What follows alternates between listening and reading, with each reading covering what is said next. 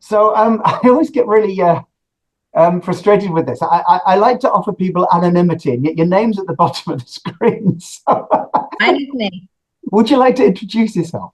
Yeah, hi. I'm Lisa McCartey, and I am a nurse, and I work in an adult drug and alcohol facility. Previously, I worked in an ER setting for most of my career, and I have an intense interest in dyslexia for very personal reasons.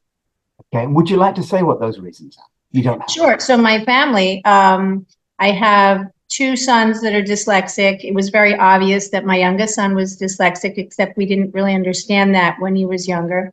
And as it turns out, my husband also is dyslexic, and he found out at age 50. Additionally, I have two parents who are dyslexic, and I never knew any of that. My mom is a professional, she's retired now, but she was a professional artist. And the joke in the family that I used to hear growing up was artists can't spell, but I didn't know what that meant. My father, who has passed on, he was a professional photographer. And yeah, they struggled in the same ways that the other dyslexic learners in my family have. And I didn't seem to have that pattern. I also am not good at any of the things that they are good at. So there is that. I always find it's really interesting when we look at family relationships of dyslexia. It strikes me that I don't know if you live in a small community, it makes very little difference, but it strikes me that in small communities where you get certain dyslexics, the number of dyslexics is likely to grow because of if you like, there are fewer people to marry from the marriage pool, and dyslexia is hereditary. And so the chances of, as it were, increasing the number of dyslexics is quite high. Yeah. Well, and two, see, so my husband is in the building industry, and he excels in that industry because for him, that's the thinking that's very automatic for him. Again, he didn't understand that before. And so now we can also talk about his self-esteem that's improved wildly, but that's another discussion. But, you know, like when we were dating, I liked the fact that he was, you know, this rugged construction guy. Now I have kids who are, you know, rugged construction people and mechanically inclined and that sort of thing. So I think you're right. You know, if it's a matter of who's marrying who, you know, I wasn't so much attracted to, say, the business person, college business. I don't know, you know, I'm just sort of making things up, but I like that sort of outdoorsy, can build things. And so, yeah, you will tend to see clusters of this probably even for that reason. I wouldn't have stood a chance in comparison with him. I know. You mentioned your husband's mental health, and this does lead on to one of the things you mentioned earlier about drug and alcohol rehabilitation. That there are statistics that show that plenty of users of drug and alcohol rehabilitation services are dyslexic. Have you noticed that? I've noticed it personally, yes. Also, there was a flyer I just recently came across, and I think it was from Noticeability, that company, that said that 60% of people in the residential drug and alcohol settings they said learning disability. I don't use the term disability. I say difference. That's my preference. But yeah, and I've also noticed that personally, because talking with the clients that I have interactions with, I don't diagnose dyslexia. I'll be very clear about that. I also don't formally screen people, but instead what I do is I take the knowledge that I know from studying this intensely for about 4 or 5 years now, and also my personal experience with my family and the people that I've talked to, and I'll describe what the science says about this. And then those people say, that sounds just like me. I've made multiple dyslexics cry in the setting because they just simply didn't Not just know. your husband. And not just my husband. No.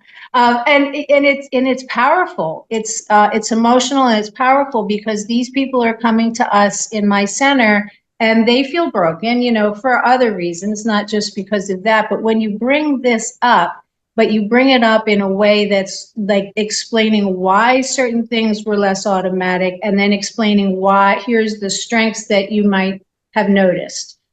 they start the shift in perspective. You can see it, and it's emotional for them because it's like years of feeling dumb, stupid, and lazy. Suddenly they feel like they really weren't. Yeah. And it's powerful, and a lot of them cry. So I come home and I go, I made another dyslexic cry, but I mean it in terms of enlightening them. Yeah, and so you've been there, as it were, at the coalface. I mean, I also know from conversations with you that you're really interested in the academic research and stuff, but you've actually got that, what we call the coalface understanding. I mean, do you hear stories of people's lives, of what sort of driven them to substance abuse? Oh, absolutely. But I will say this, and I think it's important to say that a lot of the people, when you start talking about their early schooling days, and I bring this up very carefully, when you start talking specifically about reading levels, literacy, subjects in school, there's a lot of hiding that goes on at first. There's a wall that gets put up first until they can feel a sense of comfort with you and safety, that I'm not judging them in a harsh manner that they may have had in school, but rather I'm trying to tease out, and I have a reason for asking it, and then we move into the strengths. And actually, the way I bring it up isn't always like, no, tell me how bad you were at reading. I don't do that because that's something that a lot of people hide. Yeah. And oftentimes I'll start the conversation off and I'll say this. I say, I'm going to ask a really personal question, and please, if you don't want to answer it, feel free not to. And they're all like, oh, no, you can ask me anything. And then I'll say, when you were in school, were there subjects that you tended to like more than others? And then we'll kind of start with that. And then we'll sort of slide into the reading. How much did you like reading? Now, sometimes people there's where the wall might initially start. Because they're assuming that, and as we all kind of have fed into this story, that the better reader you are, the smarter you are. And they don't want to be looked at as that they're not smart, because these are smart people and they know they are. But they had challenges with literacy in school. So the wall starts where, oh, I can read. And then as you speak with them more, and again, as they're more comfortable with why you're asking this, it does come out that, yes, they did have difficulty with these things. And oftentimes the difficulties were, as they went, in school, where the workload got harder. And then they're able to sort of bring some of those defenses down and get to it. But I think that's part of the problem in trying to tease out who did struggle and who didn't, because you're not always going to get a straight up answer. You have to do it carefully, I guess. The question I'm going to ask you now is leading. So don't let me lead you, basically, but it's a very leading question. I imagine, from my own experiences and from the experiences of a couple of other people I know, that this feeling of being dumb at school, this feeling of being unable at school, the thing that makes people put their barriers up and their walls up, leads to a sense of alienation. And this alienation is immediately, it's from school, but actually the alienation is from society, and that alienation from society means you don't feel a part of the society. You don't feel that society is there for you, so you don't owe society anything. And this kind of feeds in to the drug, the alcohol, the substance abuse. Does that ring a bell with you? I'm glad you brought that up, because I think one of the problems that we have with this whole system is the stigma of drug use. And a lot of people will think that the people using the drugs and alcohol, or they're going to jail for various reasons and such, that they're bad people, which can't be farther from the truth. These people, it's been my experience, are some of the most sensitive people that you'll meet. And this goes back to now what you're saying, but they've been damaged in systems. And I'm not pointing one system, I'm saying in general, in systems where they feel like they don't belong. And the problem with it is, as a nurse, I'm responsible for giving people medications, right? So what we notice a lot of the times are the clients coming up asking for anxiety medications, specifically before they go to group. Yeah. Because a lot of them feel very, they have a lot of social anxiety. And I'm not trying to say that dyslexics and people who had trouble in school are the only ones that are going to have anxiety. And please, I'm not saying that that's the only reason you would have anxiety, but this is a pattern that we see. And then when I see this pattern is usually when I say, can I ask you a really personal question? And then we start to get into the, why are we needing anxiety medications in order to sit with a group of people? And very often it comes out that they just feel very different. The sad part is that those patients also, or clients also, don't know that there are so many other people, probably the person sitting right next to them, that has the same feeling, because I do tend to see more of these types of learners in my setting. And so, yeah, they do have a sense of really not being part of a community. And you know, when you're a kid, most people start their drug and alcohol journey when they're younger. Not everybody, but most. So if you're in a school setting that you're not really jiving with, for whatever reason, the school setting doesn't get you, you don't get it, and the people in it, you need to have some sort of community. Just as humans, we're social animals. And if you can't find your community here in the classroom, you're going to find the kids that also aren't feeling part of that. And that might be the kids out under the bleachers, you know, starting with whatever. The other outcasts. What's that? The other outcasts. Yeah, and it's rebels, because it's easier to be a rebel than an outcast. Yes, because you don't want to seem like you can't do a thing. And again, this isn't everybody, but there was a research paper talking about the protective factors for keeping people out of these types of situations where they wind up with having drug and alcohol issues is school. I actually there's a colleague of mine, I will not mention names, but we speak about this, where this person's experience was that school was easy. This person did school well, had a very hard childhood, life, but school was easy. So this person was like, able to hang on to that, could, fit in this setting. Yeah. And actually, this person also had siblings who had learning differences, and they didn't do so well in school. School wasn't a protective factor, and they did veer off to some, trying to find their tribe, if you will, over here. So yeah, there is something to that. And you put your finger on something earlier, which we talk about vicious cycles and vicious circles. I think you've maybe pinpointed an ironically vicious circle as well. The number of dyslexics who suffer from anxiety is particularly high. I'm not going to state a figure right now because I don't want to get it wrong, but the number of dyslexics suffering from anxiety disorders are particularly high. And it seems that if you are trying to overcome drug and alcohol abuse issues, and that can involve facing up to the issues and opening yourself up and if you're like shaming yourself by saying I was the stupid child, or that's how it might be perceived, then that might in itself bring on anxiety. And so you may end up with the act of trying to climb out of this hole is itself damaging. And that's a horrendously ironic but vicious cycle there. Right. And another point to that, and you make a great point in bringing that up, is that a lot of the clients that are in my setting have trauma in their background. And trauma can look like a lot of different things, but trauma could also be going into school day after day where you're just not, the system doesn't get you. So that's a form of trauma, but there's so many other traumas that people could go through. And the problem with it is if you don't have somebody that's skilled at dealing with the trauma, you can make it worse. In our setting, we are a residential setting. It's an inpatient drug and alcohol detox, medical detox, but it is considered residential.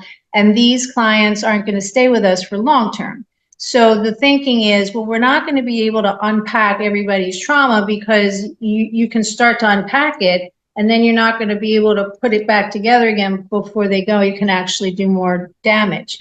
But I don't see why it's not a bad idea to at least bring up where some of these issues are and then be able to tailor where the next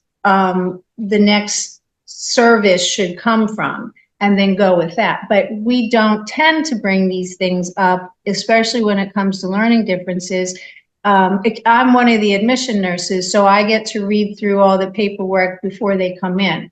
And sometimes people are asking, like, well, they'll ask, what's your highest level of schooling? But it's very surfacey. Sometimes the paperwork will say, do you read well? Well, you can't just ask that, not in that setting, because they're going to be like, sure, yeah, I read well. You know, again, not ready to get into that personal damage of, I didn't really read too well. So I don't think we do enough to tease that out, and I think we should. But we're starting to work on that. Like, how can we screen people so that we can be able to direct them to what maybe they would need next? Because it is critical. Because what's coming next, and this is one of the other things I think we're going to be talking about, is you may need to be in the healthcare system. Exactly. You may need to be filling out applications for jobs. You may need to be filling out applications for health insurance. And if these are areas that you struggle in, you need to identify that to get help. Maybe not now in this setting, but eventually. But absolutely, you have taken this very, very neatly, I suppose, onto the other thing that I really wanted to talk about, which is that in your capacity as a nurse, and once people are in the healthcare system, there's some research, not a lot, but there's some research about health literacy, dyslexia and health literacy, and the ability to understand, to take in, to read health information. And I'm guessing that there isn't an awful lot of awareness within the nursing profession of low health literacy, or low literacy leading to low health literacy. Well, no, and I have to throw myself under the bus. I don't know if you use that term in England. I have to tell on myself to say that, yes, I study this area of dyslexia, but as a nurse, I've dropped the ball in studying that specifically. I'm aware that we don't have a lot of awareness in the medical field for health literacy, but I also haven't studied it, and I'm going to as soon as we get off of this call, because I did start to look it up a little bit, and there are papers out there that do address this, but I have never heard it in my career at the ER. I don't hear it in, where I am now, although I'm sensitive to that, and I bring it up here and there, but we need to have a more comprehensive focus on how we're going to make this better. But there was a paper, and it was from 2018, I think, and I think I read it somewhere around 2020, which was the time that I left the ER, that was specifically looking at the ER's perspective of when they give discharge instructions, and low socioeconomic people, and then their schooling. So they weren't addressing learning differences per se, but we could make the argument that this is probably who they're dealing with. Yeah. To say that it costs the system a lot of money because they're not getting the information that they need in this written form. I did see another study that said that our hospital instructions tend to be written at the 6th grade level, and that's fine if you can read at the 6th grade level, I guess, but there needs to be more done. Yeah. And this is something fun. One of the hospitals near me, I've noticed that they've been including a lot of pictures. Like pictures with somebody's diagnosis, which I think is helpful, but then there's tons of reading that goes with it. But the instruction part of what you do next, there's not a lot of pictures. Step in the right direction. Yeah, I was like encouraged by that, but but nobody really ever talks about it, and I think it's an area. Yeah. I mean, on a very minor level, I went to the doctor's a week or so ago. He gave me a prescription. I went to the pharmacy. The pharmacist filled that prescription out, gave me a packet with my whatever it was in it, my tablets, and inside that box with the tablets, there was, I don't know how long the instructions were, because I didn't even bother looking at them, because they're really close typed, and I know that they're really long, and I know I'm not going to get anything from them. Now, I guess I'm not the only person. You're not. You're not. And that's what I say. Like, we hand people these packets of things, and then we're assuming they get the information. And I think if more people were aware of that, well, first of all, the system can certainly think of better ways to deal with this. For example, and I don't know if you could do this in a very large ER, but a smaller ER, when you're discharging somebody, you could have the nurse call the next day to make sure that they can follow up on whatever, like talk about it. Because one of the things we talked about, especially in an ER setting, you're exhausted, you're not feeling well, you're not really taking in the person without any problems with literacy is not absorbing enough information in that setting. How much worse is it for the person who has difficulty with language processing across the board, and we're throwing all this out at you, and at the end we hand you a paper and say, here, read this. I wonder if, even if it's not possible for a nurse to call somebody, whether it's possible to have a QR code on the prescription. You can scan it and there's a little video or something. You know, it can't be that hard. It can't. I think we've come up with something, and there may be places that do this. Yeah. I've not seen them. I'm in Pennsylvania, so please, anybody in Pennsylvania, if you know that they're doing these things, we'd really like to know, because it is important. I think when I was a nurse and was a little bit aware of this, not as aware as I am now, but I was somewhat aware of it, and I would think, well, I guess they have somebody that can help them read it, but maybe they don't, and maybe they're embarrassed to say they don't. Yeah. I mean, on the one hand, you might be embarrassed of your literacy skills. You might be suffering trauma when you're in ER, and you might not be comfortable saying, and I live alone. You know, or you know, if I have to ask somebody for help, it would have to be my child. And a lot of people might not want to ask their sons or daughters to help. Right. So, yeah.